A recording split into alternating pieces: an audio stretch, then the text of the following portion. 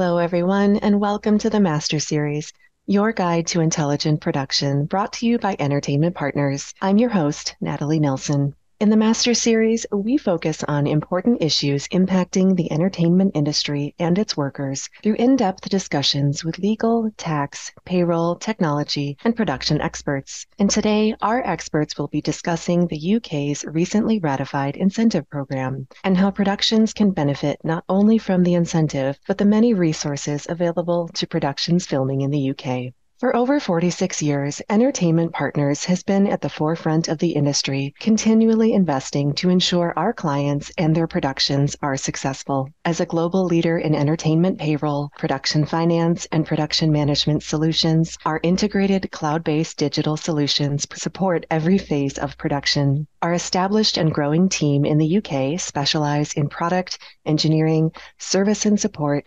tax, and accounting services. And our incentives and accounting experts, some of whom you will hear from today, offer decades of experience and the best guidance in the industry. A few quick housekeeping items as we get started today. First, we encourage you to join the conversation by posting questions in the Q&A section of the Zoom call. You can do so by clicking the Q&A icon in the navigation menu, and we'll do our best to save time after today's discussion to answer questions. Also, please take a few seconds after our webinar today to answer a short feedback survey. This includes the opportunity to give us feedback on today's webinar, as well as suggest topics for future webinars. And your feedback is very important to us, so a few seconds is all that we ask. Now I'm very pleased to introduce you to today's panelists. Today we are joined by Delene Buter, Global Tax Incentives Lead at Amazon Studios. Starting in May 2020, Delene has led Amazon Studios, Prime Video, and Sports Originals in capturing tax incentives domestically and internationally. Since 2012, she has worked exclusively on tax incentives for both feature films and series, most recently leading the teams on The Lord of the Rings, Rings of Power, Citadel, Red, White, and Royal Blue, Daisy Jones and the Six, and The Marvelous Mrs. Maisel. Previously, she spent over 10 years at Warner Bros. Discovery, leading the feature tax incentives group on dozens of projects worldwide, including The Great Gatsby,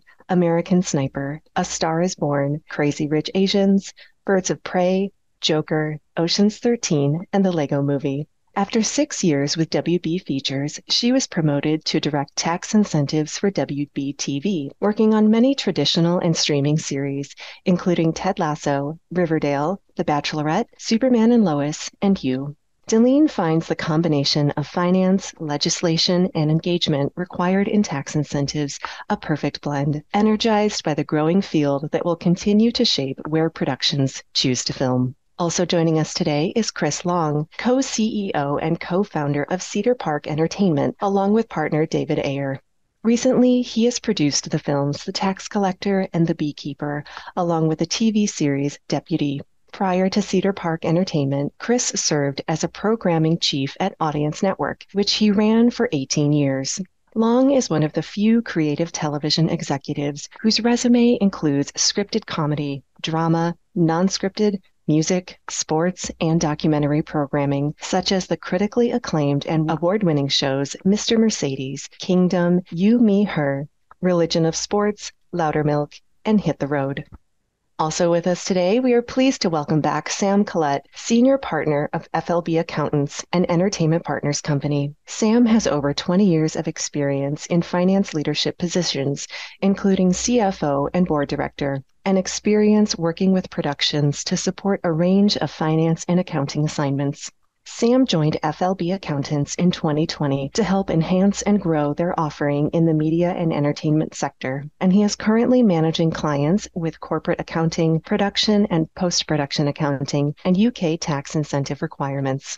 Previously, Sam also held position of finance director for a lead private equity firm making investments in film and high-end television. And finally, today's guest moderator is Joseph Chianese, Senior Vice President and Practice Leader of Production Incentives here at Entertainment Partners. In his role, Joe provides production and legislative consulting, financial, tax, and administrative services for domestic and international production incentives. He has over 35 years of accounting, government affairs, production incentives, and tax experience, and he has formerly held positions at Sony Pictures Entertainment, the Walt Disney Company, ABC Television Network, Paramount Pictures, and Ernst & Young. Hello, panelists. It is so wonderful to have all of you with us today. Lovely to see you, Joe, as always. Thank you, Natalie. I know we have a lot to get to, so I'm going to pass things over to you.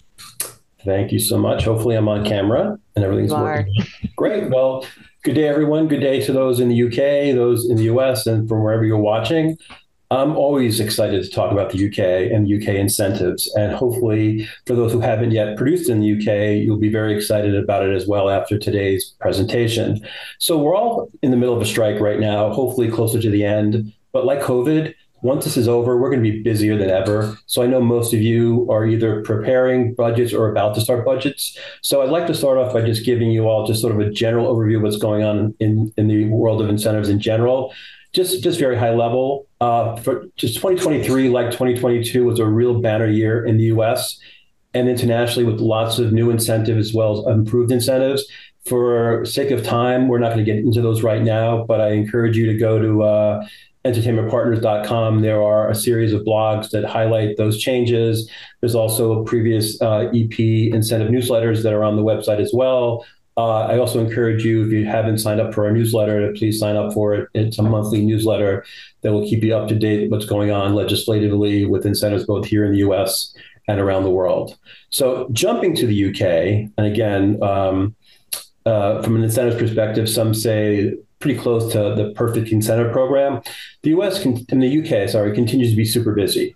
And thanks not only to the incentive, but thanks also to great crews, great stages, amazing locations. So we're going to be touching a lot on that as we go through this. I also wanted to highlight, and I'm going to ask my panelists to sort of help me with this. Before we get into what's going on with the change in the incentive, I wanted to sort of highlight some of the myths or concerns about how the UK program works. I recall being at Sundance last year and doing a panel, and we actually had somebody in the audience which was so insistent that only big budget films qualify. So that's one of the things I just really want to demystify, that it's not just big budget films. And Dylan, you and I were talking about that yesterday. I don't know if you want to sort of chime in about that it's not the size of the project that is a qualifying factor for the UK. Yes, that is true. I've seen both personally here at Amazon that there are a number of our smaller projects that take advantage of the UK incentive. The minimum spends are fairly low and allow for any size project to take place there. And there is a deep crew that has a lot of experience with small projects as well. It doesn't have to be a massive, Lord of the Rings or Harry Potter style production that takes place, and you're able to take advantage of the generous tax incentive without much trouble. And because of the availability of crew and the ease of qualifying for the cultural test, it works out really great for any size project. Within reason, the minimum spend, now it's escaping me, the first thing. 10% of your overall spend. 10% of your overall spend. Yes, that's it. Right. Yeah. No, and you brought up the cultural test, and you always hear this concept that has to be British film. And I'm going to ask Chris to chime in because, one, the cultural test is clearly a factor in qualifying for the incentive, but the concept of a British film is a misnomer in terms of what people think it really is. Maybe, Chris, you could talk about some of your projects, because one of the things that I guess surprised me, and I don't know why it did, but a couple of Chris's projects, although they were filmed in the UK, the stories didn't take place in the UK. So Chris, maybe you could chat about that a little bit. Yeah, we were lucky enough to shoot in the UK recently for The Beekeeper, and The Beekeeper is based in Boston. So David and I were really excited because you can match a lot of the locations for the United States. You can kind of look at the ability to find situations where the streets can match. Obviously you got to find a left-hand drive cars, but a lot of the locations are really, really conducive to swapping out from like Boston, Chicago, New York. We were, on the cultural test, the great thing is, it's a maximum of 35 points, but it's a minimum of 18 points. And it's not absolutely has to be based in the UK. That's a huge misnomer. And we were very lucky. Our next film is based in Chicago and we're shooting in the UK. So hate to pull away the the Hollywood mystique, but a lot of the films shot in the UK are not based there. Yeah, and again, I could tell folks, I mean, again, for sake of time, we really couldn't go through it now, but if you go to the British Film Commission website, you'll see all these projects that are shot there, and you're like, oh my God. I think Barbie was shot in the UK, or a piece of, so there you go. Maybe not all of it. So, the reality is, and in terms of how production happens today, is that you're not always in one place. And I wanted to sort of touch on that for a second, and I wanted Sam to chime in, because there's also sort of a misnomer that there's an 80% cap on the program, and that's not necessarily true. So Sam, maybe you could touch on that a little bit, because with that aspect, in terms of, it's not actually a cap, but an 80% limit on expenditures, not a cap on the credit. But with that said, there's a lot of planning opportunities around that. Yeah, absolutely, Joe. Happy to touch on that. I mean, we work with projects that are shot multi-jurisdiction, take advantage of the UK incentives, but also are able to access incentives in other jurisdictions. And I think what is great about the UK incentive program is typically it does work with most other jurisdictions. As Darlene mentioned, as long as a minimum of 10% of the budget is incurred in the UK and it passes the cultural test, then you can access the incentive for the UK qualifying spend. The shoot itself could be all over the place, different jurisdictions, and in potentially claiming 2 or 3 different tax credits based on the locations that activity is happening in. And I think that's one of the great things about the UK incentive, is that flexibility to work with other jurisdictions. Right. And one of the things, we got a question from the audience about the UK's visual effects credit. Well, the UK doesn't have a specific visual effects credit, although you can do visual effects only. I mean, again, it's that 10% requirement as well as the cultural test, right, Sam?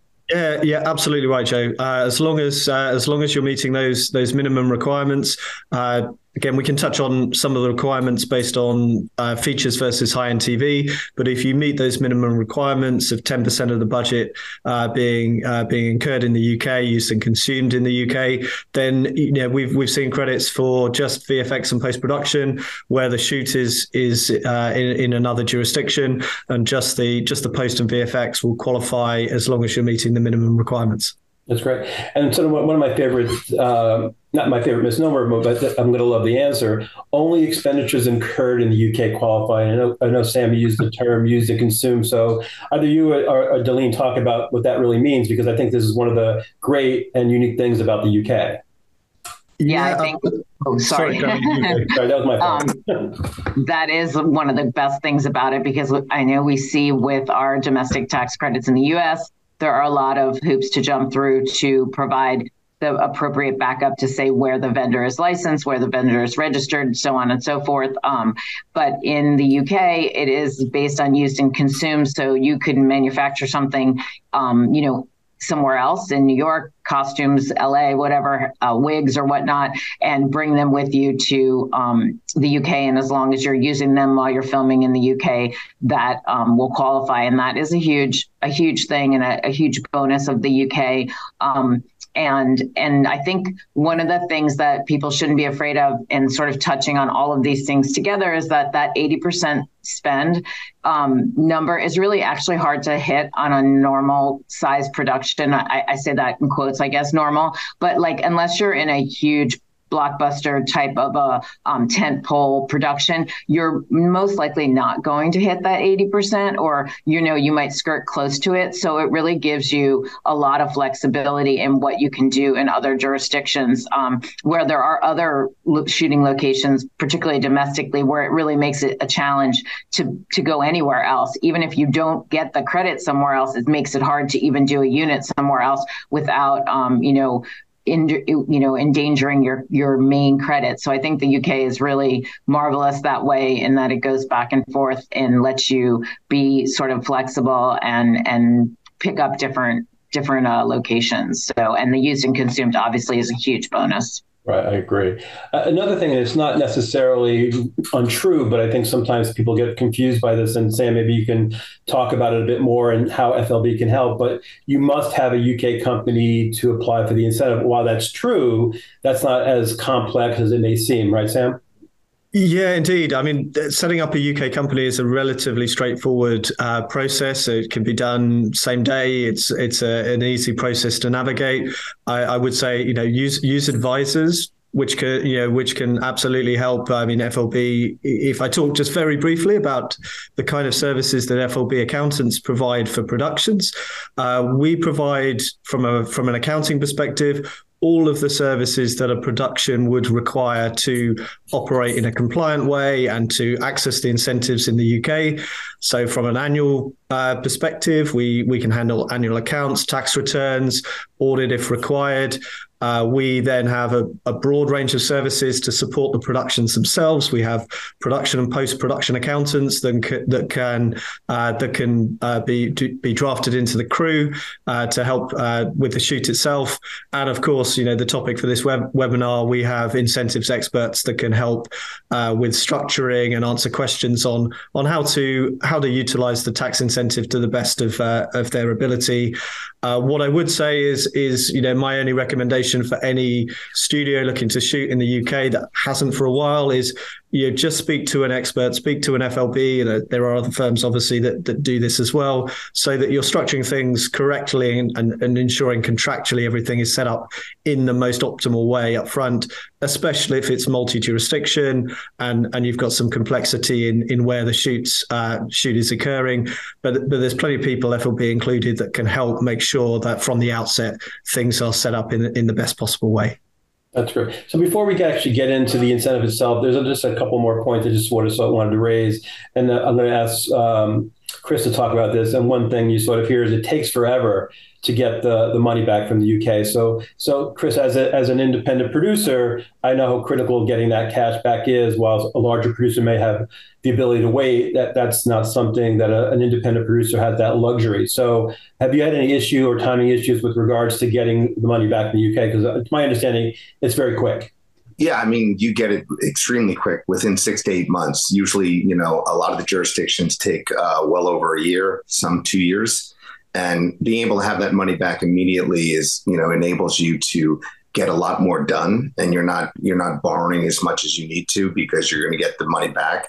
So when you're doing your net profits and you understand where you're going to sit after you get your tax incentive, it's a great feeling, because sometimes you're in the black before you even shoot an ounce of film. You might sell, the foreign sales of it, and it covers most of the budget. And then you get the tax incentive, and it's within the 6 to 8 months, you're able to, go sell to a distributor and already be in the black. So it's a good feeling. The other thing I was going to bring up that FLB is really good at is locking in the exchange rate. That's a really important thing for people, for the dollar to be taken care of. I think, most of the time people don't realize that you need to lock that in throughout your production because that's the rate you'll be paying throughout. So that's one thing I think Sam could really expound upon as well, because that can save you millions if you lock in the right rate. Yeah, happy to, Chris. Thanks. I completely agree. Certainly for inward investment into the UK from the US, if the spend is going to be in pounds and you're budgeting in dollars, it's great to have some certainty that your locked budget in dollars is set, and that's going to fund the whole of production. Certainly for longer shoots, you want to be locking in that pound amount up front, so you have certainty you're not going to overrun in the production budget itself. And then in terms of the tax incentive, it's paid in pounds back, so it's really advantageous to know that tax incentive, when it's paid, gets converted back into dollars at a fixed rate that you're happy with. Absolutely something we can help with in terms of securing both hedging the exchange rate coming back and the production budget itself going from dollars into pounds for productions spending in the UK. And I agree with you. I mean, certainly for larger budgets and with the volatility of the dollar recently against the pound, it's a really key thing to try and think about up front, so you could be exposed to millions of dollars swings either way for big budget productions. Right. Joe, if you don't mind, I just wanted to say one other thing about the importance of how you receive the incentive back. It's based on your year end of your company filing. So The nice thing about that is there's no deadlines in terms of there are some jurisdictions where you have 12 months to spend as much as you can. You have to have everything paid and deadlines. But with the UK incentive, you can, your year end can come for your company. You can file your first year. And if you're still accumulating costs for whatever they might be, whether you're continue to shoot or you have hold costs or something like that, you can then do a second year filing. So you're not beholden to deadlines, you're not beholden to a time running out and that your incentive won't qualify anymore or that kind of thing. So that's really a nice flexibility too, especially if the cash flow of returning the investment or returning the incentive is important to your production. So that's really a good, another good aspect that might not be really evident if you're just reading the website with the FAQs of the incentive. That's a great point. I just want to end, not end the webinar, but end this part of the discussion. And it's very relevant right now, given the strikes. And I know Darlene has thoughts on this, and that only scripted content qualifies. So I know that clearly live events and news broadcasts do not, but I know that there was some confusion in the past about documentaries. And yeah, they've expanded. One of the things when we go through the items that have changed, one of the things they have done is expanded the definition of the documentary to be more inclusive and to, really what they don't want to incentivize is your, true reality TV. But there are other types of unscripted productions that can get the incentive. And the big takeaway there that I know that the UK and BFI is interested in is highlighting things in the UK and really doing like a promotional commercial type of a thing for your unscripted television. So that's a great move in the right direction for that. Thanks to a lot of the studios lobbying the incentive. Right. And I guess one last point, because again, a lot of folks might not know this, and I call this component about the UK incentive the gift that keeps giving, in that profit participations also qualify for the UK incentive as long as the appropriate UK taxes are withheld. So, especially if you're dealing with high-end talent or producers or directors who are earning those profit participations, the UK incentives help subsidize those costs. So it's something to highlight as well. So that's great. So I wanted to jump, and I think we have a slide on this to talk about what the existing program looks like. And maybe Sam can just walk us through just how it is currently, and then we can jump into how it's going to change. Yeah, happy to, Joe. I mean, I think the things to highlight in the existing regime versus AVEC, which is the new regime, is that under the existing regime, the credit was shown in the tax line of the profit and loss of the production company in the UK. So in this example, very simplified, and I understand we'll be circulating some slides after this that go into a bit more detail. But in an example of $1 million production structured in the UK, as we've discussed, there will be an 80% cap on the qualifying spend. So in this example, an £800,000 qualifying spend, and under the existing regime, 25% applicable tax credit, so 200K tax credit. Presentationally, how does that look in the P&L? Well, the turnover of the company is net of that credit. So what you're seeing here is the turnover of 800,000, which is the million net of the 200K credit, which creates the pre-tax position looking like a loss and the corresponding tax credit in the tax line of the P&L. The way that this is paid in the UK is it is a payable credit. So as we've touched on, once you've filed your accounts and tax return, there is a physical payment made of £200,000 in this example. If we move to the next slide, which talks about the AVEC regime, presentationally, this is a little bit different. The first thing I would highlight here is that there is a headline rate that is much higher, but perhaps worth the audience just being aware, and hopefully everyone who has read some of the legislation, there is a small uplift in the effective rate from 25% to 25.5%. So don't get distracted by the catchy headline. So the headline rate is 34, but the 34% is then subject to a notional tax charge at the main rate in the UK. The main rate in the UK is 25%. So in this example, what you're seeing is that the same project would qualify for a 272k AVEC, but that is subject to tax. Net of tax gives you 204 versus the 200,000 in the existing regime. So there is a very small uplift in the tax credit available, and that effective rate moving from 25 to 25.5. Really, this is nuance and detail for presentation in the profit and loss. And the reason that this has been introduced is to put it in line with an existing regime in the UK for R&D tax credits. So this is aligning things with an existing regime, and it's presentational only, really. Obviously, there is a slight increase in the payment and the credit available like for like across the two projects.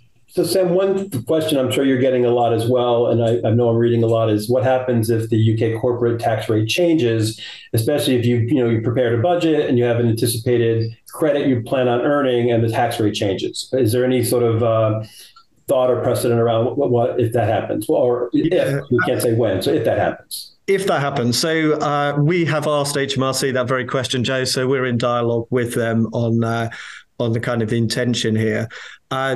Openly, I mean, the way this works is that this is net of the main rate of tax. So in theory, if the tax rate moves, then there would be a change in how this is presented. But we do have a bit of precedent here in that the R&D tax credit regime, which the AVEC is based on, there was exactly this scenario where the main headline rate was set. And then there was a notional tax charge net of this main rate of tax. The main rate of tax moved, and HMRC in the UK moved the main rate point for point. So there is a bit of precedent set with the R&D regime that AVEC is based on. And what we would expect to see is if the main rate of tax moves in the UK, so would the headline rate of AVEC. But we have queried that with HMRC to see if they'll give us any certainty on that. And one thing, you may have already said this, Sam, is that right under the audio visual expenditure credit, what's happening? They're going to combine film, TV, children's TV, and animation all together, where before it was separate. So ultimately, it's really just presentation-wise. I know there's different rates applicable to those other types of programming, and then there's going to be a new video game expenditure credit introduced as well, correct? Yeah, absolutely. I mean, probably worth touching just a little bit on how this all comes together. So for features, for the film position, very little changes in terms of requirements. As we've touched on, minimum 10% in the UK with an 80% cap on the qualifying spend. There is no minimum spend. There is no maximum spend. So the film, film works for projects of all sizes. There has to be an intention for a theatrical release, but I'll touch on how that, there's some flexibility around that with the TV side as well. For high-end TV, there are a couple of changes that make that more accessible. There's 1 million minimum spend per hour for high-end TV and a minimum 20-minute slot length. That was previously 30 minutes. But they are the main kind of hurdles to get through on high-end TV. The UK regime is very, very flexible, as you say, Joe. Now this has been brought together. It is clarified that if projects can switch between how they're going to be exploited. If there was an intention for a theatrical release, it's now going to be, streamed. The projects can move between how they're classified. In terms of the key considerations on this slide, so as I mentioned, a slight overall uplift. I would say for children's TV and for animation, there is quite a large uplift. That moves from the 25 to 29.25, I believe. I'll just check that, but it is an uplift of rather than just 0.5%. We must touch on connected party transactions. So there is There is a debate on connected party transactions. Again, we've queried this with HMRC, but AVEC is the initial kind of consultation on AVEC has come back and said that connected party transactions will only qualify at underlying cost level. What that means practically is if you're charging a production fee into the project or fees from connected parties, any fees from connected parties, you need to look through the cost that's being charged in and can only qualify the underlying cost. That doesn't mean you can't charge a production fee. Of course you can, but the profit element would not be qualifying for the incentive. There are a couple of carve outs on that around studio space and kind of locations, but general connected party and principally the concern that we've been hearing and discussing with HMRC is around production fee is at underlying cost level only, to be clarified more as we continue the dialogue with HMRC. So I'm going to ask Delene and Chris to chime in now as producers and sort of representing the audience. So I know it's not the first time you're hearing about the new AV expenditure credit. So, but what immediate concern did you have or do you have when you hear about these changes? So, Chris, anything that comes to mind that you were initially concerned about or might still be concerned about that I'm sure there are those in the audience might have the same question? Well, I think what Sam said when the headline came out, it was 35%. Everybody got very excited and felt like close to Australia numbers. But I think my concern was they were going to do less of an incentive because they were overrun. I think people, there's so much production going on in London and the UK that my fear was, all right, we're going to slow this down. We're going to give less of incentive. It could be 20%, but I was very happy to see it was 35. And then after the tax, it's 0.5% more. And I think that, the restrictions that they have are so minimal. It's so conducive to shooting there. It's probably the best place to shoot in the world for the tax incentive because they cover the ATL, not just the BTL. Yeah. And one thing I've been hearing a lot, and I want to go back to Delene in a second, but I've been hearing from a lot of clients, well, I have to plan my cash flow to pay a tax bill now because obviously the expenditure is taxable. So Sam, any feedback on that? The short answer, Joe, is no, you don't. It works in exactly the same way. The AVEC is payable net of that notional tax charge. There's no tax to pay in inverted commas.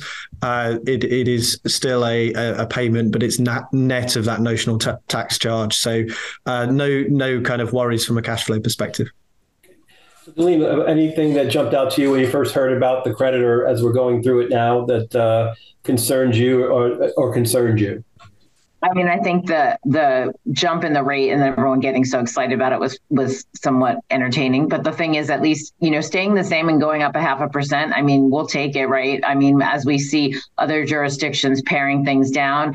And I just think it is a true indication of HMRC's commitment to film and commitment to the industry to keep it robust and simplifying it as a person who deals with both HETV and features and animation and everything, and simplifying it, having one, centralized location for everything. That is wonderful. I think that's a great addition. And I think that they really listen to the feedback of the industry, which I think again attests to their willingness to support this, which, that's really important as producers, as studio people, as specialists in this field. We see a lot of rules being made with no actual thought behind how that's going to impact a production and how that actually plays out in real life. And that is always a huge challenge when, you're sitting behind a desk and figuring out a budget. And then you're like, but wait, how do I actually, at the end of the day, make that cost real to someone who's sitting in a government office? So I think that is really helpful. That we don't have those issues in the UK, that it's very flexible. They understand our industry and they want to partner with us, which is a big lift, and it's not what we get everywhere we go. It's also helpful, Delene, when you work with studios like yourself. We work with Miramax a lot, that shot a lot of films there because they do a lot of films with Guy Ritchie. They have an awareness of all the loopholes and all the, trials and tribulations of other people's problems there. But if you have the right attorneys, obviously that's another thing. You do need UK attorneys to help you kind of do the equity deals and work with the actors that are non-SAG. But, I think that having a studio partner that's there before makes it so much better than somebody who has never shot there before. And just like really quickly, we haven't said too much about it, but the fact that we can qualify our ATL, there are no caps on the ATL, and that is enormous. I mean, that's the first thing everybody goes to take away, which surprisingly we had 2 different locations that didn't take anything away, one in the US and the UK. So we want to, take advantage of that and realize that's a huge part of all of our budgets, regardless of the size of your budget, whether it's a small indie or a huge tentpole, there's going to be ATL costs that are fixed. And if you can get incentive on that, then obviously you want to. Yeah, it's a great point. Yep. Sorry, Chris. Yeah, especially when you're working with A-list talent. I mean, obviously their fees are quite high and they can take up a large sum of your budget, and you're left with nothing. And the fact that UK enables you to qualify that as a qualified spend, as well as, get the tax credit for it, is extremely helpful, extremely helpful.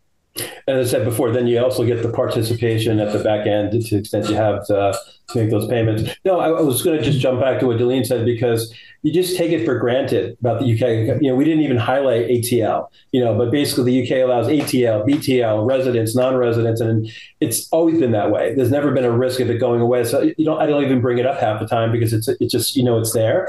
So, but it's good that we're actually talking to a large audience. So it's important that we highlight that. So I'm glad you brought that up, Delene. And I just want to say one last thing is, like, if you remember on the slide that Sam showed, he showed it, 25.5 or 25, those are negligible numbers, but the effective rate across that whole budget was 20%. And to have an effective rate across a whole budget of 20% is huge, because you can have a 40% tax credit in a particular province in Canada. It's not going to give you an effective rate of 35% because of the restrictions on the rules surrounding it. So that, when you're looking at something like that, even with an 80% spend, still to have a 20% effective rate, that's something to consider as you're budgeting. I just wanted to do a deeper dive on the cultural test. I know we talked about it a little bit, and I guess the first question before we talk about it specifically, and I wanted Delene and Chris to talk about maybe elements that they've dealt with in the past. But Sam, with regards to the cultural test and then change in the incentive, the cultural tests aren't changing, correct? Absolutely correct. No change in the cultural test, and I think that's a real positive, as we started to touch on. It isn't just the Richard Curtis and Harry Potters that qualify. It is their broad spectrum of projects, all types of genre, all types of size that can qualify. It's there is a cultural test, but it is a very flexible regime, and there's no change in that for the AVEC that comes in. Chris and Delene, I just don't want you to talk about projects specific unless you want to, but any aspects of projects you've dealt with in the past in terms of the cultural test that you can sort of share the creativity that is sort of put in place with the help of the British Film Commission to sort of get projects to qualify that you might think might not ever qualify. Yeah, there's points in, like, I'm looking at the cultural test right now, and it says, how do you represent the UK and how do you celebrate it? We were dealing with the BFI and the beekeeper, and she suggested, hey, it would be great if there was some identification of this character being from London or from the British Isles, and that would help you get this point. And the good part is that, the qualify is up to 35, but it's a minimum of 18. But I suggest you at least get 20, because during production, you might lose the opportunity for 1 or 2 points and want to have that buffer. And that's the most important thing. But the misnomer, like we said before, is it doesn't have to have anything to do with being shot in London. It just has to qualify for certain points that you're doing things that are conducive to the cultural test.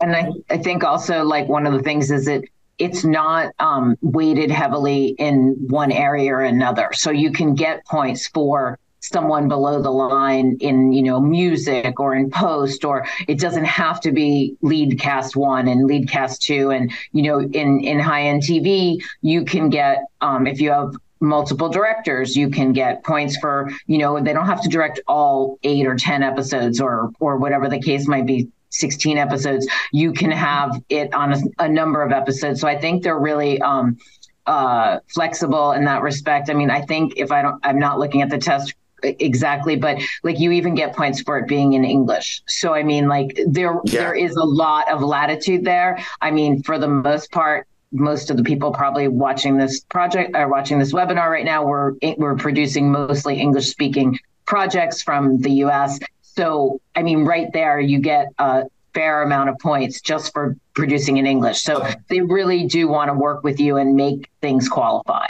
Yeah, it's up to 6 points to lean. I mean, so that's a third. Exactly. A third. I mean, that's like signing your name for the SAT, and you already get exactly. Yeah. So you get 6 points for talking, you get 5 points for walking. Bad joke. Right. Yes. And don't always make sure that, like what Chris said before, consult with someone who's an expert, because don't look at the cultural test and go, oh no, there's no way, forget it, UK is off the board, because generally speaking, that's not it's not an open and shut case. They have a great golden rule thing where, if you check boxes 1, 2, 3 or whatever, you're like golden. But in the same respect, there's a lot of flexibility if you don't hit the golden rule. So just always consult, someone FLB or EP or whoever your specialist is. Yeah, and like you said, most of the department heads, if they're are they British citizens, that helps you as well. So a lot of the times if you have a crew that you want to bring over from America, be careful. You can't bring everyone, right? You really do have to have, your key grip has to be able to have the accessibility to all the equipment, but he also has to be a British citizen. So throughout the listing, it's really helpful that they also are available to you to ask them questions. The BFI is really responsive. Obviously there's eight hours distance from us from California to them, but they're extremely responsive and always trying to help you. And also will give you a heads up if they see anything coming forward that you're like, hey, did you figure this situation out because you didn't check this box? Here's how we can help you. So it's not an adversarial, like we don't want to give you your money.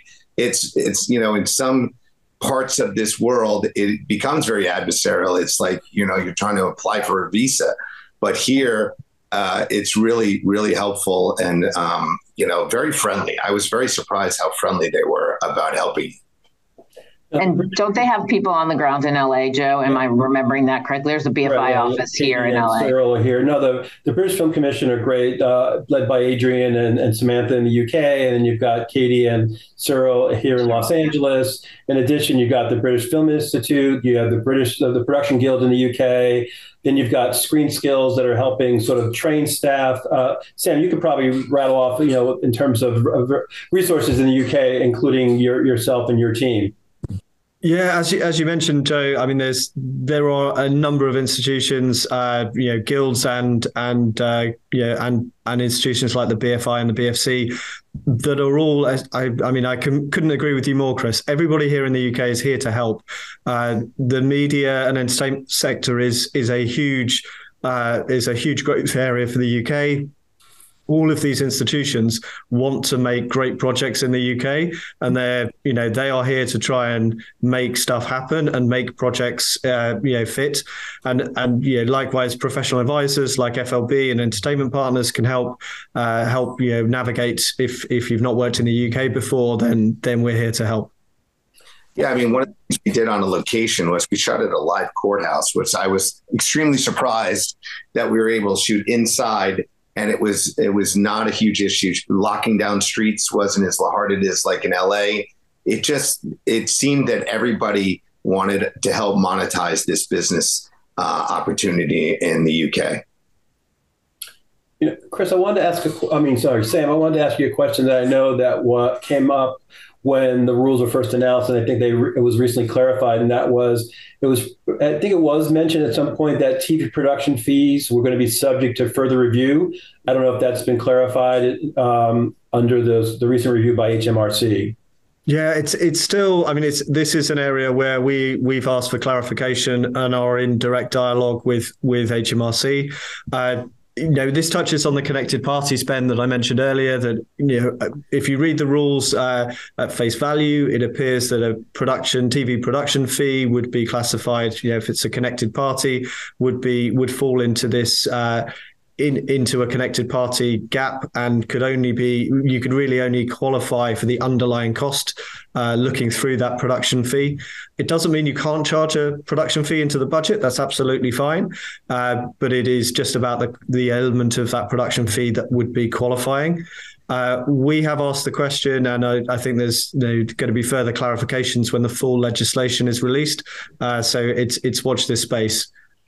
Again, my advice here and recommendation would be, if you are looking to greenlight a production in the UK, speak to some professional advisors that can give you the latest position. Right.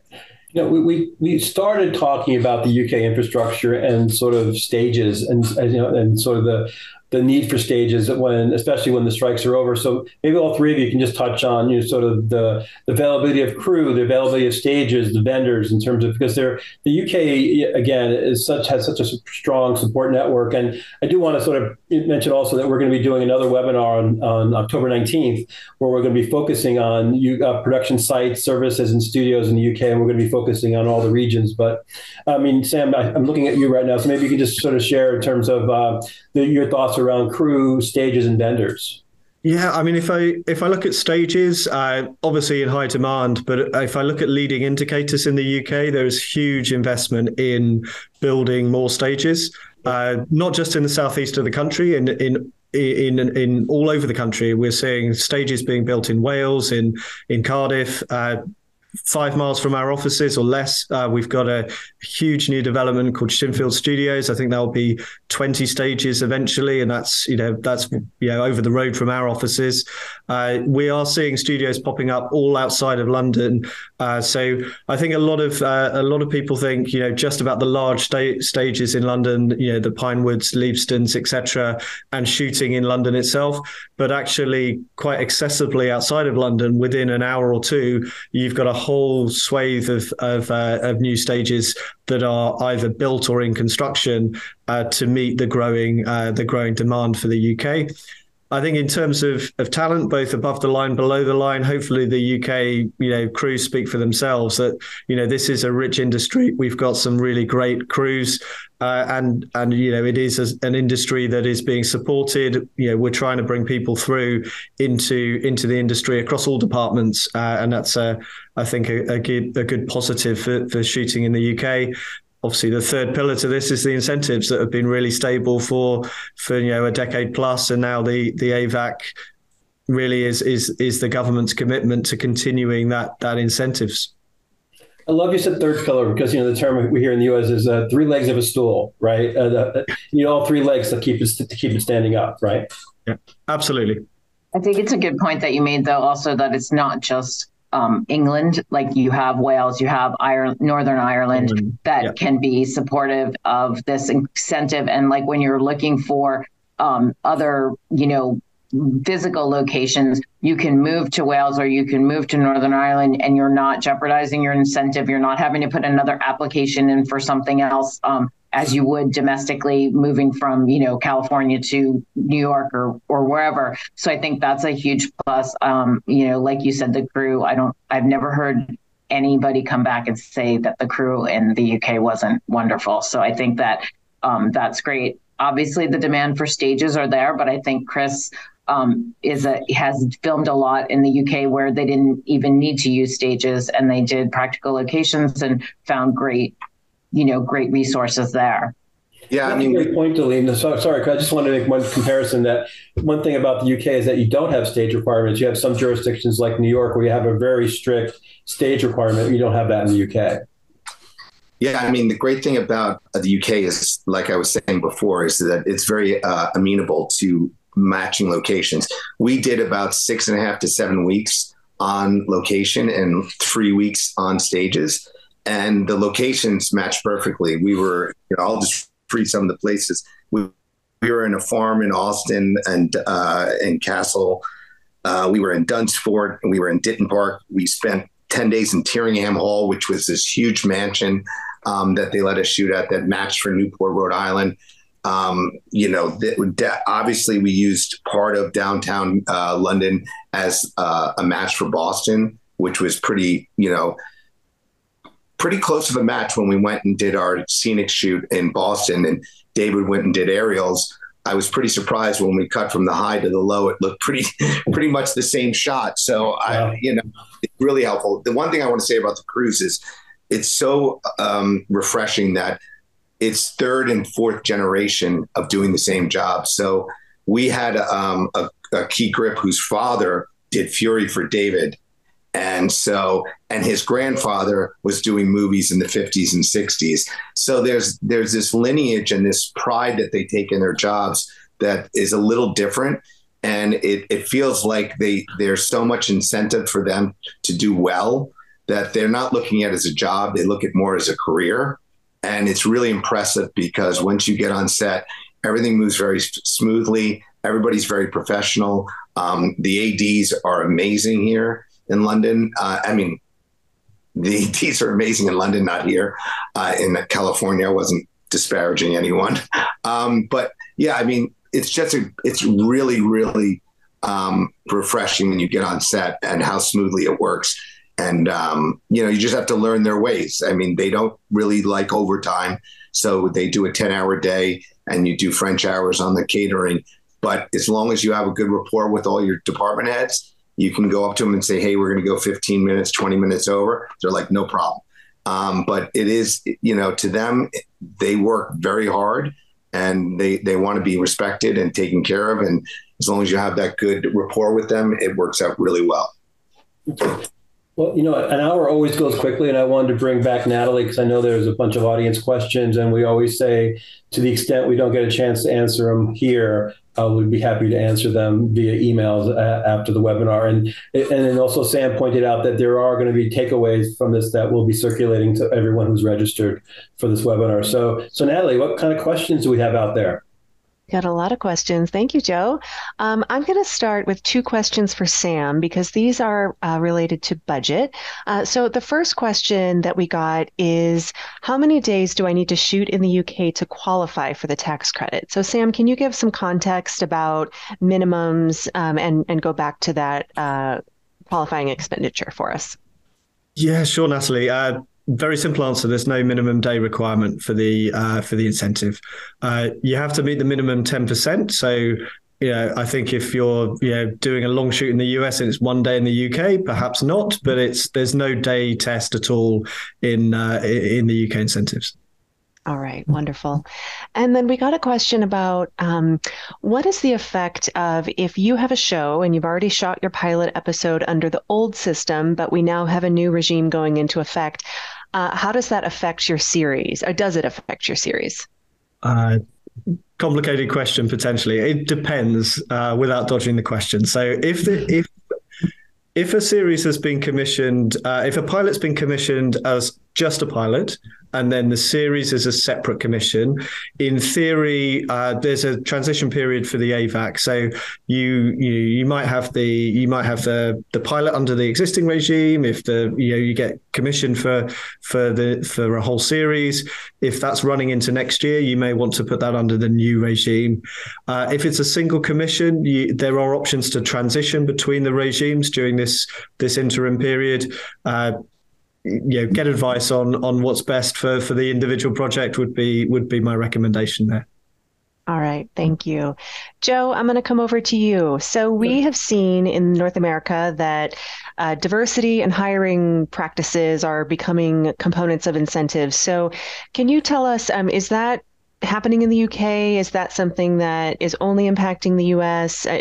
What should people be aware of when it comes to diversity and hiring? As far as the UK is concerned, diversity is not a factor as it relates to the incentive, but of course, diversity is a factor in everyone's mind in terms of trying to be fair in hiring practices.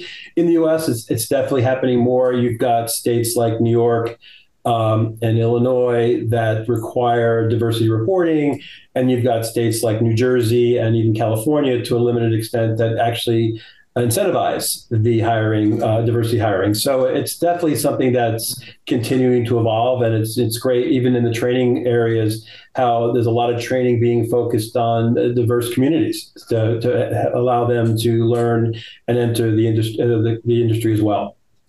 Right. Also, just a quick note, Natalie, the Screen Skills organization that does training in the UK has a number of programs that highlight diversity as they train people up. So that even though it's not, as Joe said, a requirement of the incentive, it is definitely integrated with the hiring practices and the training practices in the UK. Yes, thank you. All right. Well, Delene, I'm going to pass a question to you since you chimed in. So we got a question about how the Film Commission sees foreign actors, crew, service providers, anyone coming in to shoot on location. Can you give us any color about that? So the nice thing about the UK is that you do not have to have any residency requirement, or you do not have to be a particular vendor to qualify. So if you are coming in to the UK and you are working in the UK, then and you're working on the project, then you will qualify for the incentive for the most part. There might be some, minuscule situations that would be questionable, but your US residents, your Canadians, they will qualify. There are, of course, their own personal implications to their income, but it does not impact whether or not they qualify for the incentive. And all the other rules would apply in terms of the 80% of the core spend and whatnot. But they are eligible for tax incentive. Fantastic. I have a question for. Please, Chris, go ahead. Sorry. The one thing you have to remember is anybody coming outside of the UK needs to get a certificate of sponsorship to get in the country to work there. And it's good for 90 days. And then usually you have to leave the country for within 24 hours and come back in to reset that. It takes a while to get visas in the UK because of 9/11 and COVID. So it's been very difficult. So the COS process is usually a lot what you have to do with a lot of the people coming in from the United States. And I just wanted to ask Sam a question. It's funny, we spoke for a little over an hour. No one's mentioned Brexit. I just wanted to sort of clarify, because I get this question a lot. Has Brexit affected anything with regards to the incentive, whether it's the qualification of European crew or any other factors? I don't see it has, Joe, from my perspective. I mean, I know, there are some sectors of the economy that have been massively affected by Brexit, but the media sector and the incentive really, not affected at all. I mean, if anything, we've seen a growth in the production and the media and entertainment sector since Brexit. I don't think they're linked, but it's just a growing sector that the UK government is really passionate about supporting. Right. Thanks. All right. Well, I'm actually going to wrap up with one last question because we did just hit our hour mark. So thank you to everyone who's sticking on with us. And this question, I'm going to pass over to Chris. We got a question about who should foreign investors contact or bring on to develop projects in the UK? And is there anything to know about unions or any local organizations to produce a project? Yeah, that's difficult question. Foreign investors, it depends where the money comes from. Usually the studio really handles how the money is being allocated from who they get it from. The unions that you deal with in the UK are the actors union is called Equity. That's probably the largest union right now. I think, Sam, they're going through a renegotiation. So we'll see how much that affects the future. But foreign investment is it's tricky because where the money comes from and how you obtain the money and how it gets allocated is very particular on who you take the money from. So I know that's kind of an ambiguous way to answer the question, but it's very much it's a difficult question to answer, to be honest with you. All right. Sounds like... Hey, Natalie, can I interject one final point? Yeah, absolutely. We didn't get to it. And again, I'll be quick, but co-productions didn't come up, and down the road, hopefully we'll do a whole webinar on co-productions. But one thing with regards to the UK, and Sam, correct me if I'm wrong, but if you actually are doing a co-production, you don't have to actually do the cultural test. Is that correct, Sam? I don't know on that actually, Joe, in terms of the cultural test, but I know, I mean, it's the incentives regime is set up around, co-productions as well. So legal co-productions, right. More complicated topic though than a kind of standard production. I just wanted to bring up co-production and think that down the road, just get ready, Sam. We're going to do a webinar on co-productions. No issues, Joe. We did get some questions about that today, and I'm sure we'll get more. So yes, everyone stay tuned for a future episode about co-productions. All right. Well, that is all the time we have for Q&A. Thank you to our wonderful panelists for joining us today, sharing all of this excellent information. And thank you everyone who submitted questions. As Joe mentioned, if you submitted a question and we didn't get to it, watch out for an email or future communication from us and future webinars, which will cover some of these topics. If you would like to catch the recording of today's webinar or share it with anyone on your team or colleague, you can always head over to ep.com/master series. There you will find our entire library of master series webinars. We touch on industry issues, incentives, financing, payroll issues, legislation, compliance, and many other topics. And we've been doing these since 2020, so we have a lot in the bank. So we recommend that you head over and check those out. And if you happen to be looking for any incentive services, please know that you can always head over to ep.com if you're looking for guidance on production incentives for financing in North America, Australia, the UK, globally. We have a lot of great resources available and wonderful people who can help you get the best financing guidance in the industry. A special thank you again to our panelists for joining us today, and thank you to you, our audience. We really enjoyed having you, and we hope you come back for the next Master Series.